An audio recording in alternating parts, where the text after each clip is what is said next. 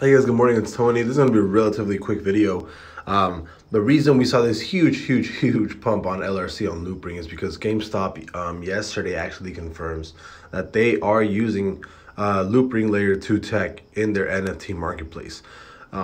This is it's pretty big because there were already speculations on what was going on with LRC, and the fact that they are indeed using Loopring is it's essentially going from, you know, just regular hype to confirmation hype, because before everything was speculation, and as of now it's confirmation. So that's why you see this huge pump on LRC. I personally think this pump has just started. It would have been absolutely fantastic if you could have picked this up at around 60-70 cents, but keep in mind the highs are still at, you know, almost $4, right? And you only have a $1.6 billion market cap. So you can still definitely have a Loopring go to like 10 billion, $40 billion, and which would essentially put Loopring at $10 relatively, and then $40 at 40 billion market cap. And I think you can definitely see at least a $10